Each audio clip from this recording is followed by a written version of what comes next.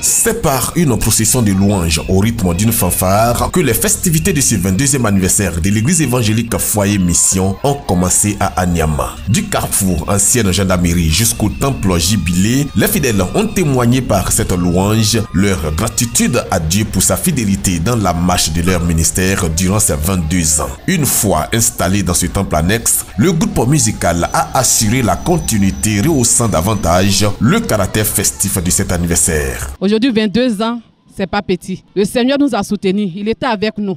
Et il était avec son serviteur. Et c'est lui qui lui a donné la vision.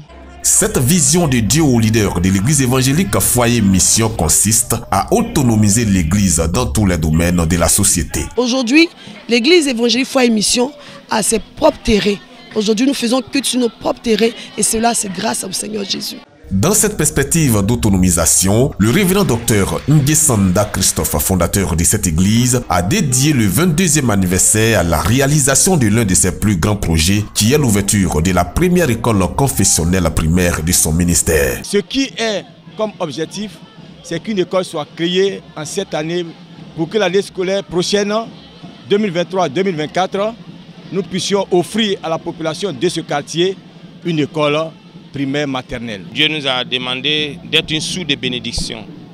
Celui de construire une école dans laquelle nous allons aider les orphelins et les nécessités. Et surtout dans la formation aussi pour être en tant que leader et docteur en théologie pour aider aussi à la formation et l'encadrement des leaders chrétiens.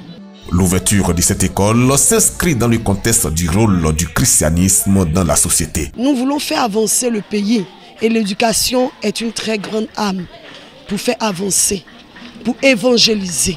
Parce que nous savons que les enfants sont l'avenir de demain. Et si ces enfants sont gagnés à Christ, le pays ira de mieux en mieux.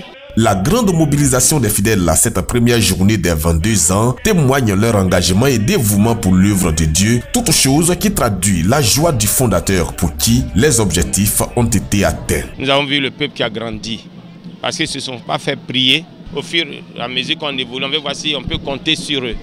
Et par leur mobilisation hier, on peut dire que le peuple a gagné en maturité. Et c'est une joie pour nous en tant que leader qu'on peut compter sur eux. Débuté à 9h30 ce samedi 19 août, c'est aux environs de 15h que la première partie de cet anniversaire a pris fin en attendant la journée de dimanche consacrée à une étude approfondie du thème qui sanctionne ce 22e anniversaire.